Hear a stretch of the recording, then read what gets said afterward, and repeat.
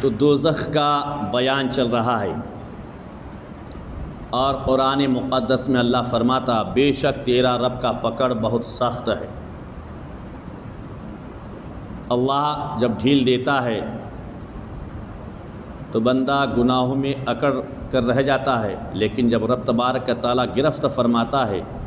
تو پل بھر کی اس کو چھوٹ نہیں ملتی ہے۔ عذاب دوزخ میں سے یہ بتایا گیا تھا کہ رب تبارک و تعالیٰ گنہگاروں کو کھولتا ہوا پانی پلائے گا، جس کی وجہ سے اس پانی کی تیزی سے اس کے چہرے کی کھال گر جائے گی، اور اللہ تبارک و تعالیٰ سزا کے طور پر گنہگاروں کے سر پر کھولتا ہوا پانی بہائے گا، اور جس کے سبب جب پانی ڈالے گا اللہ تبارک و تعالیٰ، لگاتار پانی کا دھار اس کے سر پہ ڈالا جائے گا، جس سے اس کے سر سے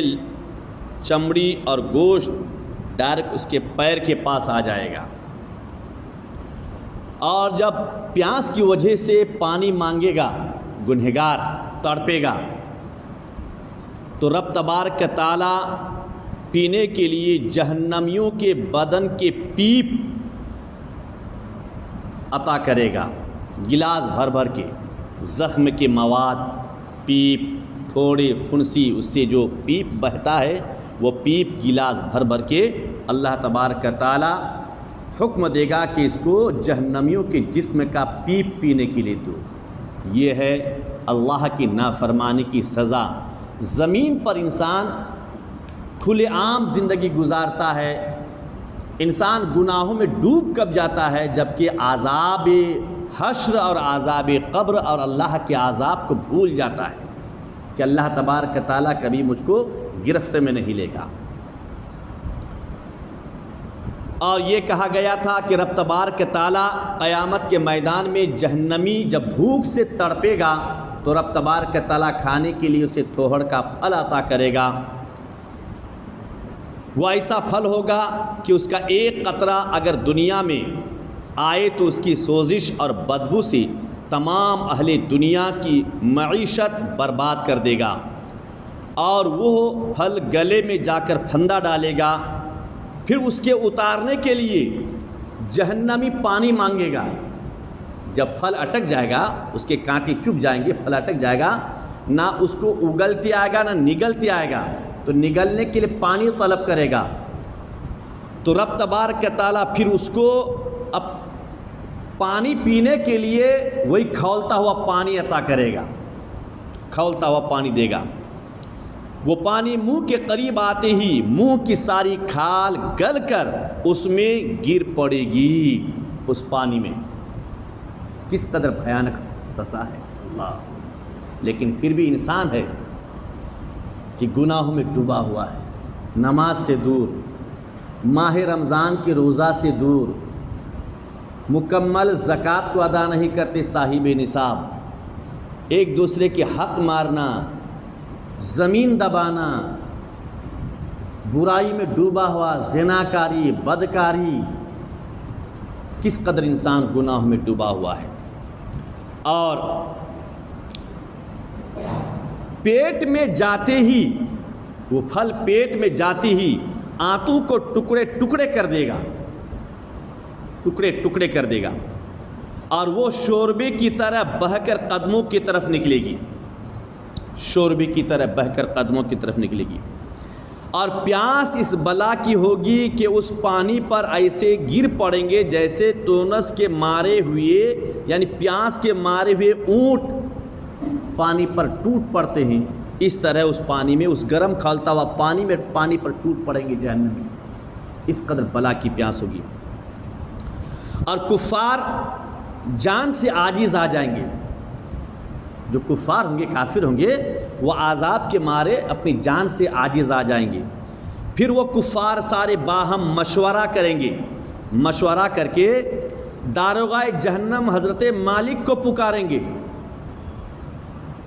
جہنم کا جو داروغہ ہے حضرت مالک، اس کو پکاریں گے، اس کو کیا کہیں گے؟ اے مالک علیہ السلام، تیرا رب ہمارا قصہ تمام کر دے، تمام کر دے، اب جینے کی کوئی امید نہیں رہ گئی ہے۔ تو حضرت مالک علیہ السلام 1000 سال تک اس کے کوئی جواب نہ دیں گے، 1000 سال تک کوئی جواب نہیں دیں گے۔ 1000 سال گزرنے کے بعد حضرت مالک علیہ السلام فرمائیں گے کہ اے کفارو، مجھ سے کیا کہتے ہو؟ اس سے کہو جس کی تو نے نافرمانی کی ہے، اس کے پاس جاؤ، یعنی تو نے اللہ کی نافرمانی کی ہے، رب تبارک تعالیٰ نے تیرے راہ راستے کے لیے اپنا مقدس پیغام بھیجا تھا، ایک نبی کو زمین پر مبعوث فرمایا تھا، قرآن کی شکل میں اللہ نے پیغام دیا، لیکن تم نے ہٹھ دھرمی کی وجہ سے اللہ کے فرمان کو قبول نہیں کیا، رب کے پیغام کو نہیں سنا، آج کیوں فریاد کر رہے ہو؟ 1000 برس تک رب العزت کو اس کی رحمت کے ناموں سے پکاریں گے۔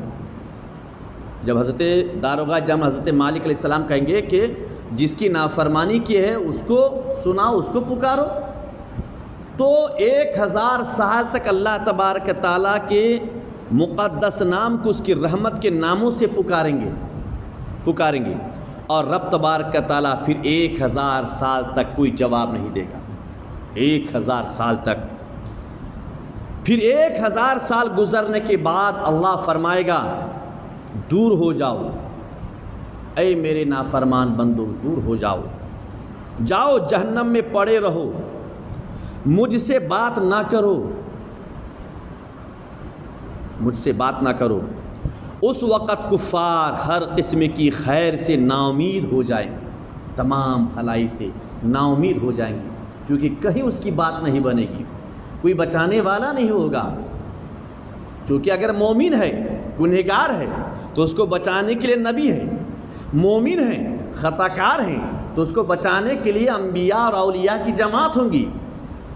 اور ان کو بچانے کے لیے اگر زندگی کے کسی گوشے میں نیک اعمال کیے ہوں گے تو وہ نیک اعمال اس کے سامنے آئیں گے، لیکن کفاروں کو بچانے کے لیے کچھ نہیں ہوگا، کفاروں کو بچانے کے لیے کوئی نہیں ہوگا، اور گدھے کی آواز کی طرح چلا کر روئیں گے کفار، گدھے کی آواز کی طرح۔ شروع میں آنسو نکلیں گے، جب آنسو ختم ہو جائیں گے تو خون روئیں گے، خون نکلیں گے، روتے روتے گالوں میں خندقوں کے مثل گڑھے پڑ جائیں گے، گال میں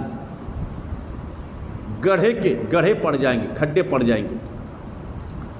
رونے کا خون اور پیپ اس قدر ہوگا کہ اگر اس میں کشتیاں ڈال دی جائیں تو کشتی چلنے لگیں گی۔ اللہ اکبر! آج ہم کو تھوڑا دکھ رہا ہے نا، یہ کیا ہے جگہ؟ کچھ جگہ نہیں ہے، لیکن قیامت کے میدان میں